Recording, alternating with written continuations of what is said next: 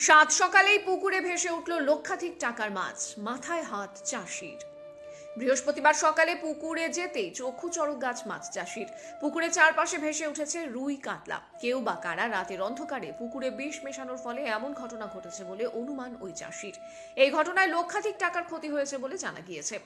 ছাতনা ব্লকের জিররা গ্রাম পঞ্চায়েতের অন্তর্গত জিররা সুস্বাস্থ্য কেন্দ্রের পাশে নতুন পুকুরে এই ঘটনায় চাঞ্চল্য ছড়িয়েছে এলাকা জুড়ে। গ্রামের বাসিন্দারা এই পুকুরের জলে স্নান সহ বাড়ির কাজে ব্যবহার করত। সকালে অনেকেই না জেনে এই পুকুরের জল ব্যবহার করায় আতঙ্কিত হয়ে পড়েছেন এলাকার মানুষজন। মাছ চাষি বিদ্যুৎ সিংহ বাবু জানান, 5 কুইন্টালের বেশি মাছ মারা গিয়েছে। পঞ্চায়েত থেকে যদি কিছু ব্যবস্থা করা হয় তাহলে উপকৃত হই। জিররা গ্রামের বাসিন্দা ভঞ্জয় মণ্ডল বলেন, সকালে খবর পাই, এসে দেখি প্রচুর মাছ ভাসছে। জল পরিশোধনের জন্য চুন ফিটকিরির ব্যবস্থা করা হচ্ছে।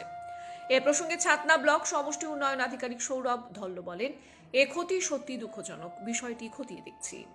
এখানে আমি একটা পুকুর চাষ করি। এই পুকুরে চাষ করে মাছ চাষ করছি দীর্ঘদিন ধরে, প্রায় 25 বছরের কাছাকাছি করছি। তাতে মাছ আজকে সকালে পুকুরে ছিলাম। পুকুরে আসার পরে দেখি অনেক মাছ ভাসার পরে আমার বাড়ির থেকে 2-4 জন আসে দেখার পরে দেখা যাচ্ছে যে মাছ পুরো ভাসিয়ে যাচ্ছে। তাতে আমাদের ধারণা যেটা যে মনে হচ্ছে বিষাক্ত। তার কারণে আমার যেটা অভিজ্ঞতা, যে আমি 25-26 বছরে মাছ নিয়ে ব্যবসা করছি, তাতে মনে হচ্ছে যে বিষাক্ত। তো বলতে পারবো না, রাতের অন্ধকারে হয়তো কে কী করেছে এটা তো আর বলা যাবে না। মানে আমার যেটা ধারণা মাছ চাষের প্রতি, যে এটা বিষাক্ত।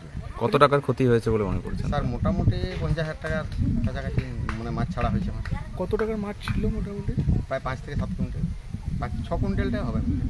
কিছু কিছু জাল দিয়ে মাছটা ধরা হচ্ছে, তাতে দেখা যাচ্ছে যে মোড়া মাছ ছাড়া জীবন্ত মাছ ওঠেনি। পুকুরের জলে নামলে বাদে একটু মানে জ্বালা একটু ভাব আসছে না। ব্যবহার তেমনি করতাম, গ্রামে সবাই চান বাচ্চা টাচ্চা স্কুল যাওয়া যায়, বা বাসন টাসন ধোয়াধুয়ি মেয়েরা সব করে, কিন্তু এখন আপাতত বন্ধ করা হয়েছে এটা।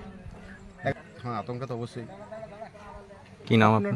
আমার নাম বিদ্যুৎ সিংহ বাবু, আমি পুকুরটি চাষ করি।